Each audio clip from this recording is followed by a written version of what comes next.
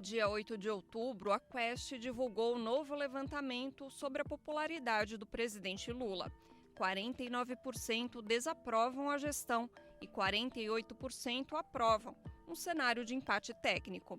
Situação muito diferente de maio deste ano, quando a desaprovação bateu 57% e a aprovação ficou em apenas 40%. São vários os fatores que contribuíram para a melhora na popularidade da gestão Lula III.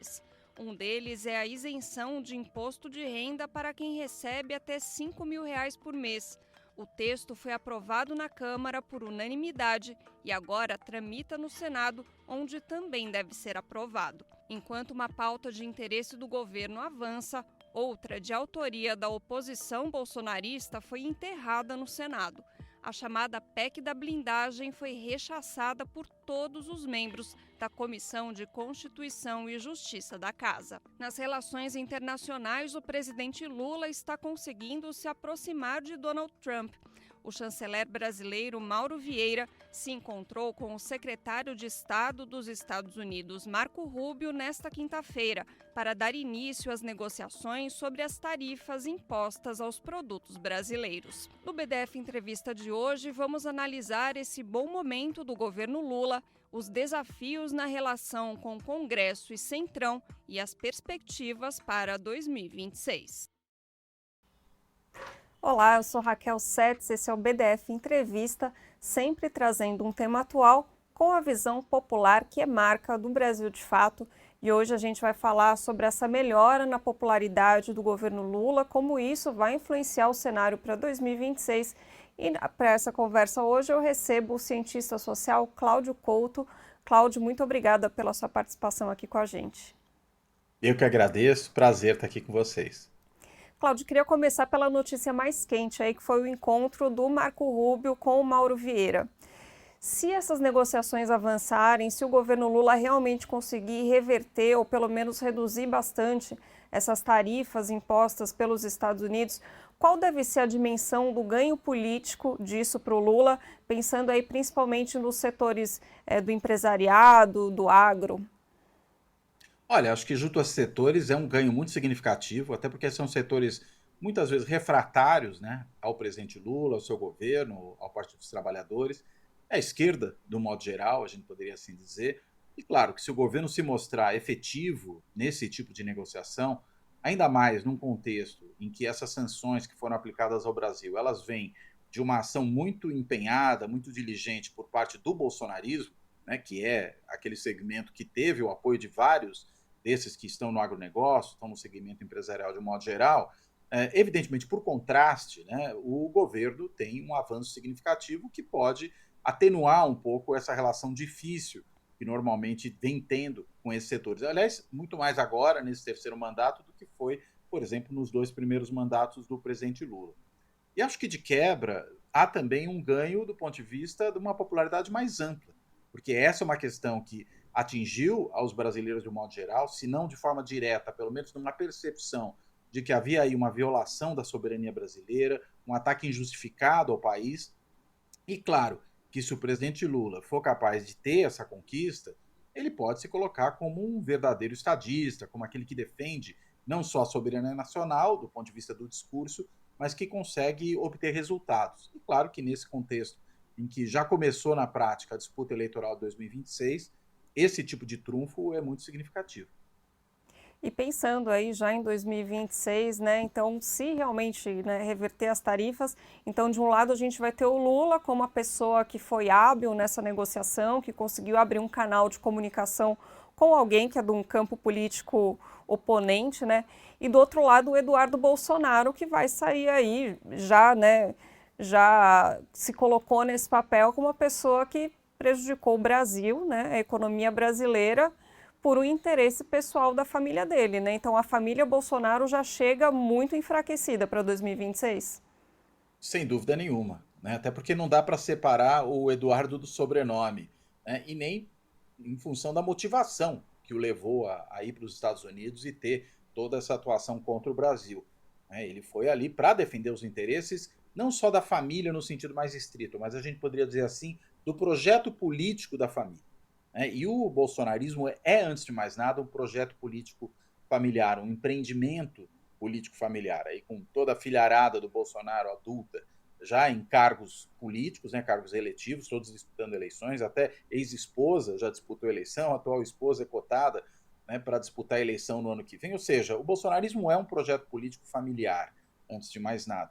E o Eduardo Bolsonaro, ao agir como agiu, prejudicou o Brasil em função desse tipo de interesse familiar. Ou seja, nada mais mesquinho, nada mais estreito do que isso. O desgaste é imenso.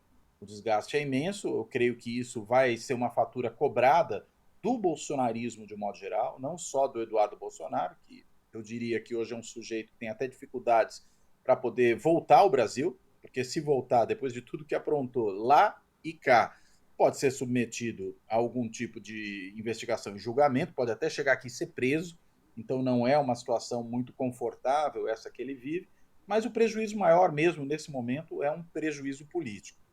E, a depender, claro, do que ainda vier a acontecer nas articulações aí do campo da extrema-direita, é bem provável que a gente tenha ainda um nome da família Bolsonaro na disputa presidencial do ano que vem.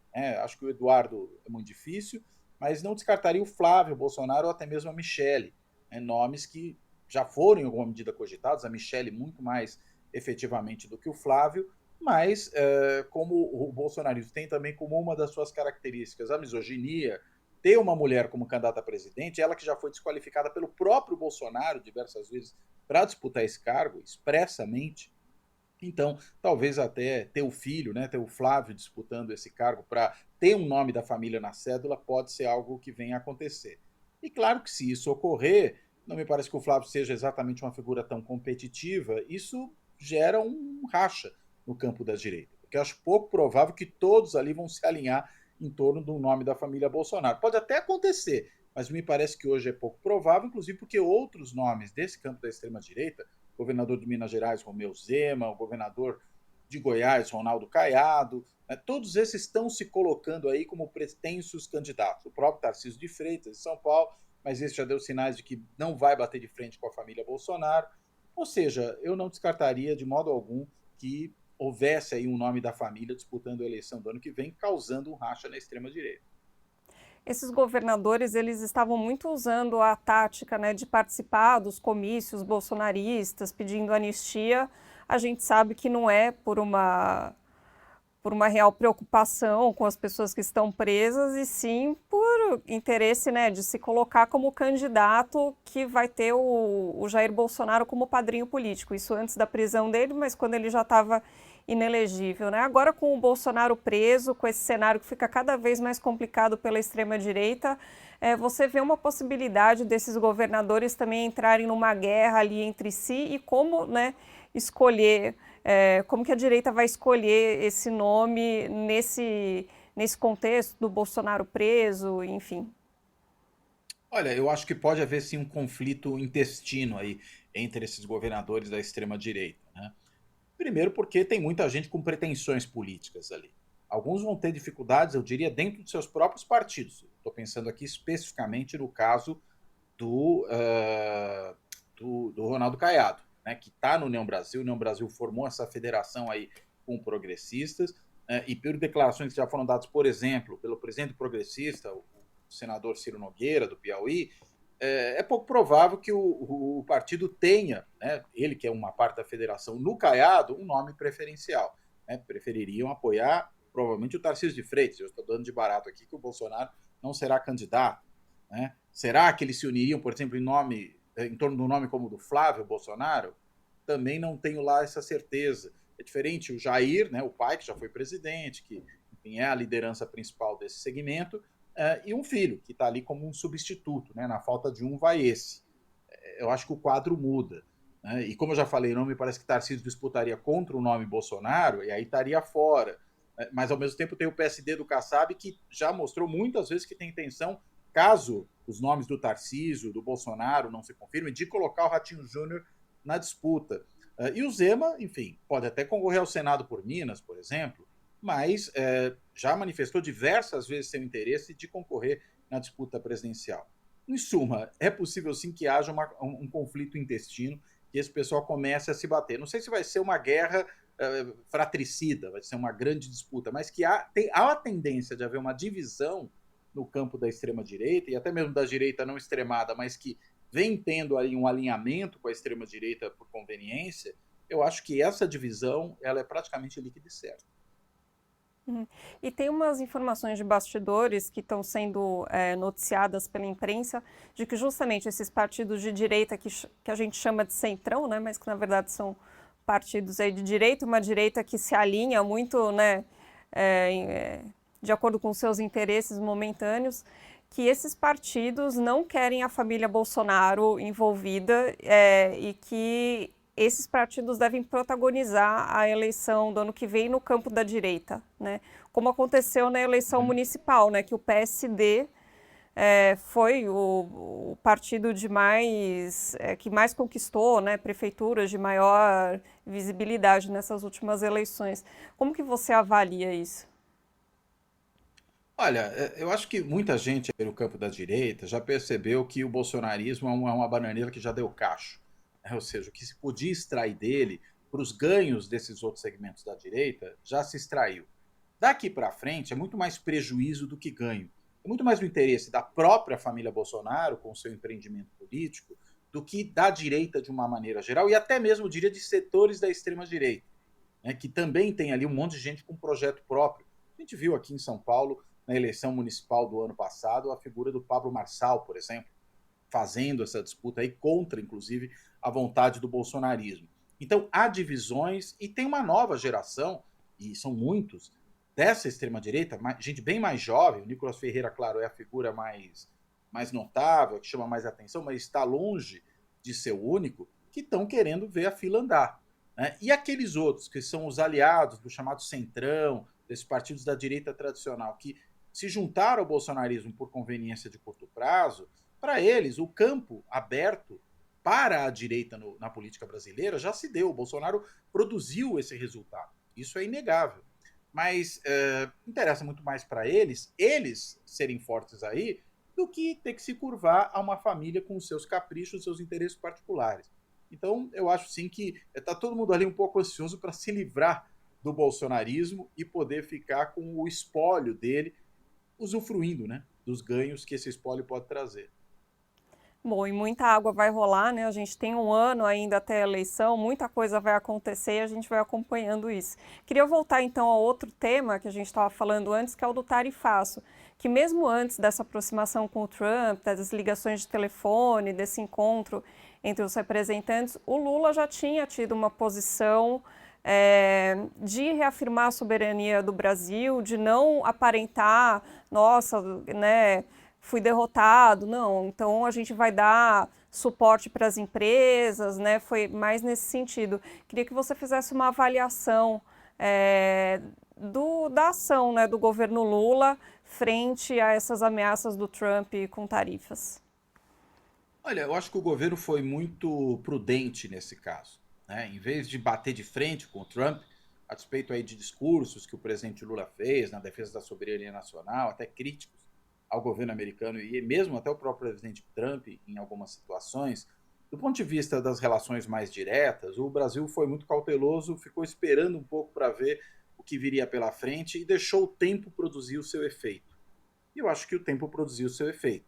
A tal da química que o presidente Trump falou que houve entre ele e o Lula, e que o Lula depois falou agora, né, nesses dias, que foi uma indústria petroquímica, de tanta química que foi. Eu, quando ouvi isso pela primeira vez, pensei que talvez o que tivesse em negociação fosse questões relacionadas à indústria petroquímica. A gente sabe que tem as terras raras, tem uma série de negociações. Ou seja, ao aguardar, ao mostrar que não ia se curvar aos caprichos do presidente americano e que não colocaria, para além da questão comercial, em que estão as tarifas de forma mais direta, questões de ordem política e judicial na mesa de negociações, porque isso era absolutamente inegociável, o governo brasileiro mostrou que o governo americano tinha que mudar a sua posição, senão simplesmente não ia obter nada, ia ficar aplicando essas sanções. O Brasil, enfim, paciência, ia arcar com elas, mas não ia se curvar à vontade do governo americano. Resultado, forçou o Trump para ir para a mesa de negociações. Muitos analistas têm dito, e eu acho que isso faz sentido, que Trump parece um pouco aquele sujeito que ele gosta de ver quando alguém é fraco ou está fraco, e aí ele vai e ataca. Né? Ele é um animal oportunista. Né? Ele vai na presa que está fragilizada. Quando aquele que ele imagina que pode ser a sua presa se mostra forte, resistente, capaz de enfrentá-lo e que negocia com força com relação a ele e não se intimida, ele muda de postura. A gente acha que está vendo isso agora com o governo brasileiro, o que não quer dizer que a gente não possa ter surpresas, porque Trump é muito volúvel e pode mudar de posição em algum momento, mas a gente vê isso na negociação com o governo brasileiro, na postura dele com a China, na postura dele com a Rússia. Ou seja, quando o outro lado endurece, ele acaba também recuando. E acho que essa tem sido a postura do governo brasileiro, daí os ganhos. Então, acho que houve um acerto na estratégia diplomática, também não interromper ao longo desse processo todas as tentativas de ir para a mesa de negociação, de estabelecer um diálogo, mostrando o seguinte, olha, nós aqui não estamos para brigar. Se você quiser brigar, vai brigar sozinho. Pode aplicar sanções que nós não vamos ceder, mas também não vamos brigar. E aí deixou os americanos e o governo Trump, né, no caso, numa situação um pouco estranha para eles. E aí foram obrigados realmente a procurar a mesa de negociações. Então, acho que foi um grande acerto da diplomacia brasileira e vamos ver agora quais são os próximos capítulos, porque, como eu já falei, tem essa ressalva de que Trump é volúvel, Trump tem ali um certo grau de imprevisibilidade. E teve aquilo que a gente comentou antes do programa começar, né, de como a extrema-direita, esses representantes da extrema-direita abandonam os seus pelo caminho. Então o Trump já está dando sinais de que vai abandonar o Bolsonaro, né? Porque percebeu que dali ele não vai ganhar muita coisa. Né? Onde ele tem chances de ganhar é na negociação. É indo para um tipo de acerto, tentar extrair daí alguma coisa. Né? E a gente sabe que ele tem interesses relacionados às big techs, ele tem interesses relacionados às terras raras, que são muito importantes, né, para a indústria americana nessa área de alta tecnologia. Ele tem interesses também em não ter um impacto inflacionário no que se refere ao preço de certos bens alimentares, né, alimentícios, que são exportados pelo Brasil para os Estados Unidos. O caso do café, que até foi diretamente mencionado por ele, é um exemplo.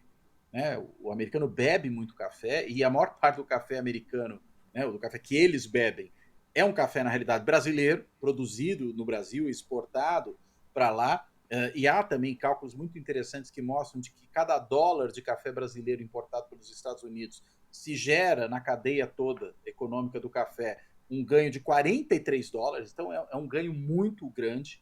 E aí não haveria por que rasgar dinheiro. O Trump é um sujeito que gosta muito de dinheiro e, portanto, não teria interesse em fazer isso. Logo, enfim, não tem por que ficar ali se prejudicando por causa dos interesses da família Bolsonaro. Pode até deixar o Marco Rubio, que tem essa postura mais ideológica, contrariado, mas o chefe é o Trump. Né? E se ele mandar o Marco Rubio negociar, ele vai ter que negociar. Uhum. Agora eu queria falar de um outro elemento que a gente até colocou ali no VT de abertura, que também está ajudando essa popularidade do Lula, que é a isenção do imposto de renda para quem ganha até R$ 5.000.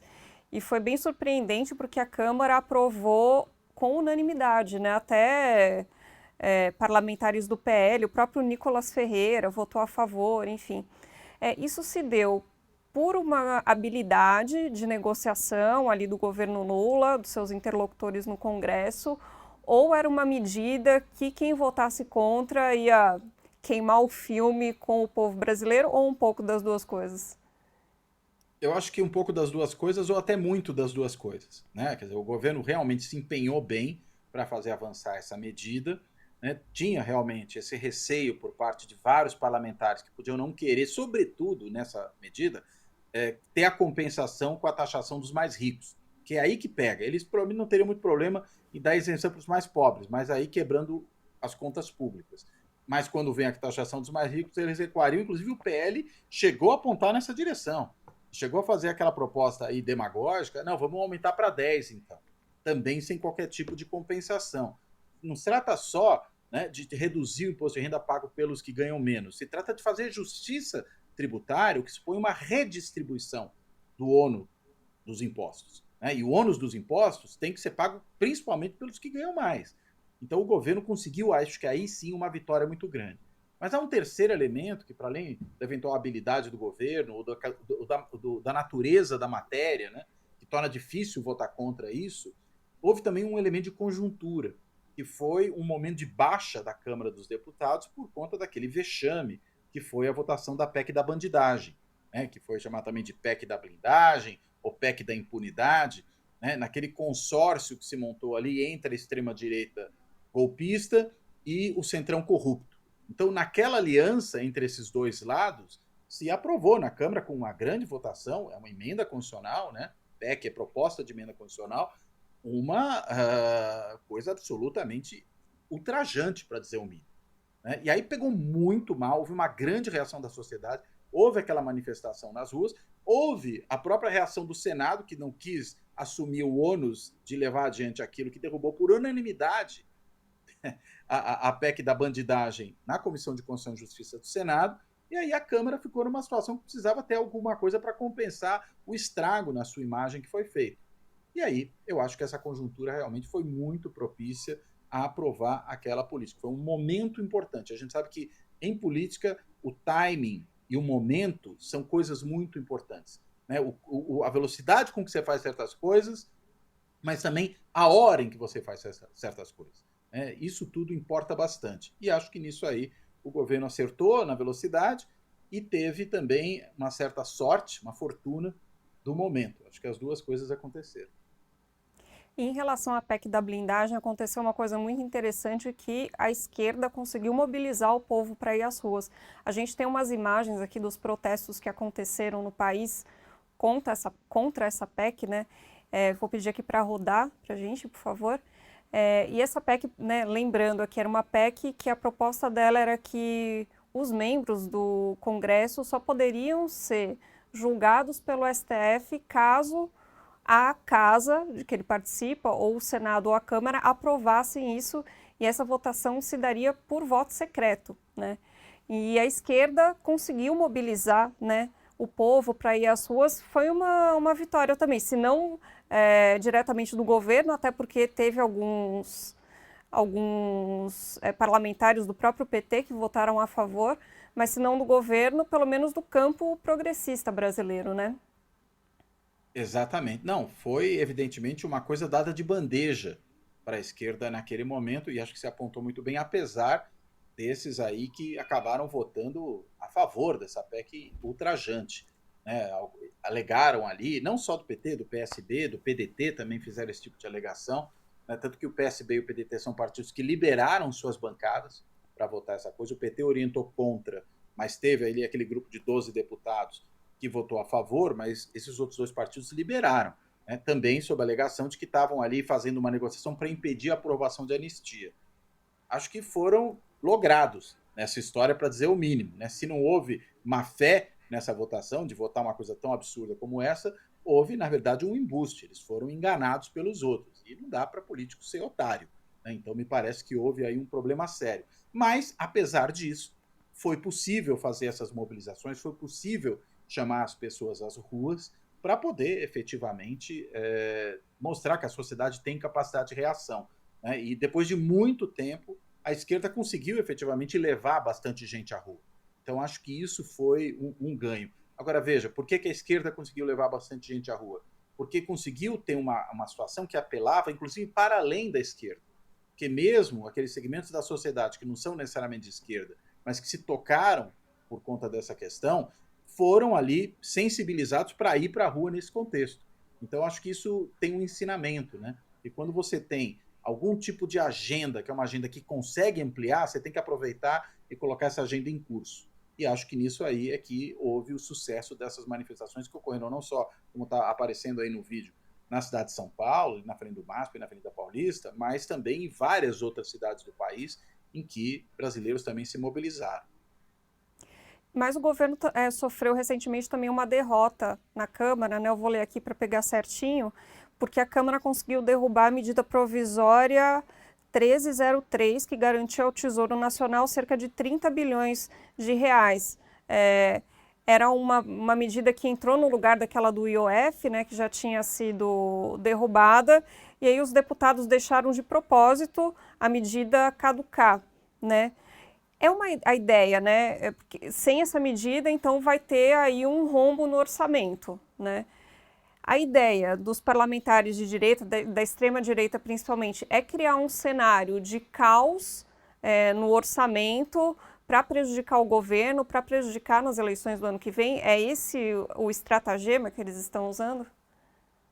Eu acredito que sim, né? É uma maneira de deixar o governo sem recursos para que o governo não consiga levar adiante certas políticas públicas que são políticas muito importantes para a sociedade brasileira e, consequentemente, para o governo. Se o governo não as leva à frente, as pessoas ficam insatisfeitas, isso pode ter reflexo na urna, né? Na maneira como as pessoas vão votar. E acho que é por isso que não só a extrema-direita se mobilizou, mas essa direita tradicional do Centrão, que pode ser personificada na figura do Gilberto Kassab, né, presidente do PSD, e que também é secretário do Tarcísio de Freitas em São Paulo, por que esse pessoal se mobilizou? Né? A gente sabe que houve uma mobilização muito ativa do Gilberto Kassab para sabotar a aprovação dessa medida provisória.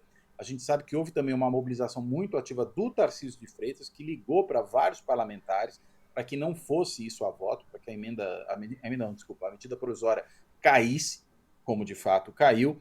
Ou seja, foi ali um estratagema de sabotagem para poder justamente prejudicar o governo nesse ano, a despeito do efeito negativo que isso tem sobre as contas públicas. Mas isso não teve ali tanto apelo popular, por quê? Porque primeiro se vendeu a ideia de que era uma medida provisória que aumentava imposto. E aí, claro que o discurso de não aumentar imposto tem um grande apelo popular. Então, acho que tinha esse fator, né? Mas a gente sabe que aumentava imposto, de novo, um pouco como no caso da isenção do imposto de renda, que tem a compensação sobre os que ganham mais, os mais ricos, ali você ia tributar o quê? Fundos que não pagam, bets. Imagina que absurdo, você não tributar bet, você tributa cigarro, tributa bebida, mas não tributa bet, que eu diria é mais nocivo que bebida e tão nocivo quanto cigarro, é realmente uma coisa absolutamente incompreensível do ponto de vista do bom senso. Mas é compreensível se a gente entende que vários desses parlamentares, o próprio Ciro Nogueira, de quem eu falei aqui antes, é gente que tem fortes vínculos com as bets, né, e tem as defendido seus interesses ali. Então o governo ia tributar isso, tributar bet, tributar fundos que não pagam imposto nenhum, né, o fundo de crédito agrícola, o fundo de crédito imobiliário, né, por quê? Porque aí as grandes empreiteiras, né, os magnatas do setor imobiliário, mas também ali grandes setores do agronegócio não queriam ter esse dinheiro barato, né, e pagariam, veja, um pouquinho de imposto, isso não ia viabilizar os seus negócios, mas era só ter ali alguma compensação, porque é o único tipo de aplicação que não paga imposto nenhum, além, claro, da caderneta de poupança, que tem um rendimento baixíssimo. Então, você tinha ali uma questão de justiça tributária também se realizando, mas se vendeu de outra forma. Não à toa o governo está agora com uma nova estratégia, particularmente por causa das bets, eu acho muito acertada, de tentar encaminhar uma proposta legislativa que seja voltada especificamente para as bets. E aí você pode, ao mesmo tempo, regulamentar e colocar a questão da tributação ali, porque aí você tem um discurso para a sociedade, consegue estabelecer um debate com a sociedade que não é poluído pela questão dos impostos. Você está regulamentando o BET. E grande parte da sociedade brasileira hoje, mesmo que aí escravizada em parte por essas bets, sabe o quão elas são nocivas, o quanto elas geram famílias que se desagregam, pessoas que se endividam, pessoas que entram em depressão, uma situação de saúde mental, inclusive, muito grave. Então, claro que você ter uma regulamentação mais estrita e cobrar mais imposto de quem faz tão mal à sociedade é alguma coisa que tem, sim, um apelo popular positivo. Então, acho que essa estratégia de dividir a temática e focar nas bets, se o governo realmente fizer isso como parece que vai fazer, isso é altamente positivo e inteligente do ponto de vista da estratégia política. Uhum. A extrema-direita é muito hábil, né, em pegar questões que vão afetar uns pouquíssimas pessoas no topo da pirâmide e vender como se fosse algo que fosse prejudicar toda a população, né? Exatamente, exatamente. É um grande truque, né? É um ilusionismo, a gente poderia assim dizer. Isso também tem um pouco a ver com... É muito difícil, né, entender esses temas de economia, então é fácil manipular, né? Na Claro. verdade eles querem fazer isso, né? É muito complicado essa conversa sobre economia. É como fez lá atrás o Nicolas Ferreira com aquela fake news que ele disseminou amplamente de que o Pix seria taxado. Quando na realidade você teria simplesmente um controle sobre a maneira como o dinheiro se movimenta para evitar, por exemplo, lavagem de dinheiro como o crime organizado, o PCC, o Comando Vermelho e outros estão fazendo. Então, na verdade, a ação do Nicolas Ferreira foi favorável ao crime organizado, né? Porque favoreceu esse tipo de lavagem de dinheiro. Mas foi vendida como o quê? o governo vai botar mais imposto aí, é o taxade, né? Foi o que era mentira, né? E era uma mentira, e veja, quando agora apareceu a Operação Carbono Oculto da Polícia Federal, que desbaratou ali o esquema de lavagem de dinheiro, inclusive com conexões na Faria Lima, do PCC, aí de novo voltou à baila aquela fake news disseminada pelo Nicolas Ferreira, que produziu tanto prejuízo para o país. Ela ajudou o crime organizado. Pois Isso é é. extrema-direita. Desde o início do governo Lula, se falava muito que o calcanhar de Aquiles dessa gestão era a comunicação. Ele trocou, né, a pessoa responsável pela comunicação, agora é o Sidônio Palmeira, e é muito visível, assim, pelo menos nas redes sociais do governo, que tem uma mudança, uma utilização de uma linguagem de meme, né, de todo aí um campo simbólico e imagético que fala mais diretamente com os jovens. Que avaliação você faz dessa mudança de comunicação no governo Lula e se ela também tem ajudado aí nessa melhora da popularidade? Olha, eu acho que houve uma melhora visível, é muito nítido que a comunicação melhorou bastante, né? A gente tem um profissional, afinal de contas, cuidando disso agora, e os profissionais geralmente entendem melhor como fazer certas coisas do que quem é amador no assunto. Então, acho que esse é um dado importante que está posto aí. Mesmo o governo tendo enfrentado uma certa maré de más notícias logo no início dessa mudança no comando da comunicação, foi quando surgiu ali o escândalo do INSS, teve a fake news do Pix, da qual a gente acabou de falar. Tudo isso atrapalhou muito o governo naquele momento. Depois veio a maré positiva, né? Inclusive pelos erros que a própria extrema-direita cometeu, como, né, a ação antipatriótica, antinacional do bolsonarismo, lá com o Eduardo patrocinando prejuízos ao Brasil dos Estados Unidos para beneficiar a sua família.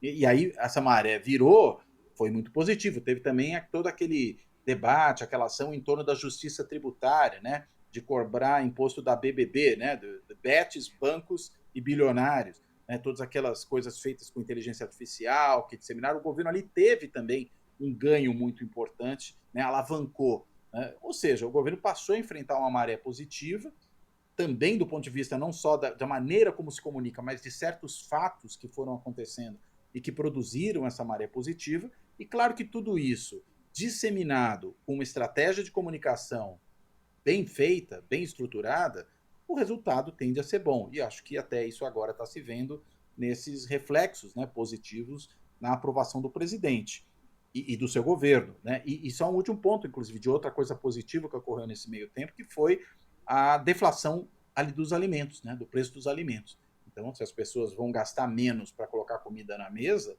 isso evidentemente também tem um impacto significativo. Uhum. Mas você não acha que falta um pouquinho para o governo alardear um pouco mais as conquistas, as coisas boas? Então, o Brasil saiu do mapa da fome. Antes, o Lula tinha prometido, né, que ele ia fazer de tudo para o Brasil sair do mapa da fome até o fim do governo dele. Já saiu agora em 2025. Né, um feito enorme isso.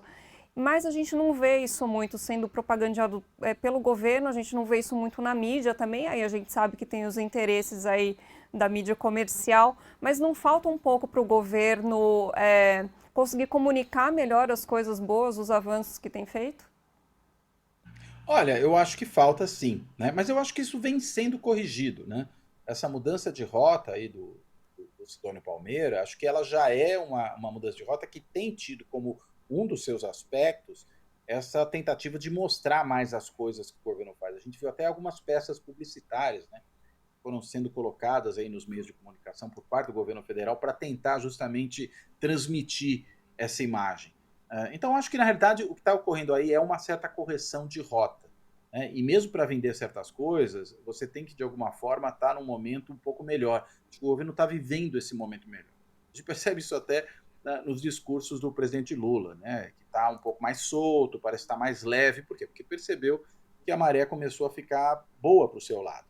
Então, acho que nisso também, essa maré melhor torna as pessoas mais receptivas a ouvir coisas positivas a respeito do governo, né? Já que o governo está melhorando a sua imagem, tem que aproveitar isso, porque é uma coisa que se retroalimenta, né? As pessoas ficam de mais bom humor com respeito ao governo, mais dispostas a prestar atenção no que o governo está produzindo de positivo. Então, acho que o momento pode ser importante para isso e, claro, tem que disseminar esse tipo de informação mesmo. Você já citou aí a questão das bets, né, que deve virar uma nova proposta do governo.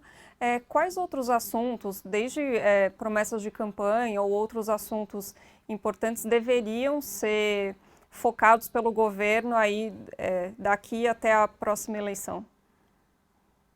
Olha, eu acho que esse é o mais importante, né? Talvez no momento, pelo apelo que ele tem, do ponto de vista da percepção popular, da capacidade que as pessoas têm de perceber. Acho que uma série de outras políticas públicas o governo vem fazendo, né? Sobretudo políticas de reconstrução de muita coisa que foi destruída durante os governos Temer e principalmente Bolsonaro. Né? Várias políticas sociais que foram desbaratadas, desorganizadas, e o governo conseguiu ali vir e reestruturar. Né? Mas aqui para o ano que vem, acho que é manter, antes de mais nada, a máquina funcionando, o governo funcionando, conseguir fazer certas entregas, né? Mostrar que essas entregas estão sendo feitas, né? E agir com cautela, ou seja, evitar pisar em casca de banana, evitar ter ações que possam dar munição para a oposição bolsonarista, ou munição para a oposição da extrema-direita, e mesmo dessa direita tradicional, que não se alinha tanto ao governo, né? Evitar dar munição para esse pessoal atacar o governo. Então o governo tem que agir com cautela, mas explorando sempre de maneira muito positiva tudo aquilo que conseguiu ir realizando ao longo do tempo. Você bem colocou, por exemplo, disseminar, divulgar as suas realizações. Mas não acho que aí nenhuma bala de prata, nada muito específico que o governo possa fazer daqui até o ano que vem que vá mudar o sentido dos ventos. Acho que agora é muito mais manter a rota, né, continuar fazendo as coisas acontecerem e evitar cometer erros. E essa direita, né, principalmente a extrema-direita, que está se esfacelando, está com o seu principal símbolo preso, existe o risco de que eles tomem atitudes desesperadas aí para desestabilizar o governo, né? Eles sempre fazem isso, né? De vez em quando algum vai lá e se explode, inclusive. A gente viu isso recentemente. Né? A extrema-direita não goza de muita racionalidade em certos momentos. Né? Alguns até são muito espertos ali, mas tem essa tendência a apelar para a ignorância. A própria ida do Eduardo Bolsonaro para os Estados Unidos fazer o que está fazendo com o país, me parece que é um exemplo desse desespero, né, desse desespero total que leva o indivíduo a uma estratégia que eu denominaria como kamikaze, isso que ele está fazendo. Né, porque pode até causar um dano ao inimigo, mas vai custar muito caro para ele. Né, e é complicado fazer esse tipo de coisa. Né? A diferença é que os kamikazes lá sacrificavam a si próprios pelo país. Né? Ele faz o contrário, ele sacrifica o país pelo interesse próprio. Mas me parece que acaba sendo kamikaze do mesmo jeito, porque também vai sobrar para ele de forma negativa. E outros tantos aí podem ter o mesmo rumo, esse desespero de tentar aprovar a anistia, tem até já o Crivella gravando musiquinha da anistia, coisas desse gênero. Acho que tudo isso é uma tentativa desesperada de tentar virar um jogo que, de repente, ficou muito desfavorável para eles. E eu acho que a gente tem que ter muita cautela, porque não se trata de gente que joga de acordo com as regras do jogo, né? Que joga dentro do campo da democracia. A extrema-direita é antidemocrática, ela é traiçoeira, né? Ela mente, ela inventa notícias falsas.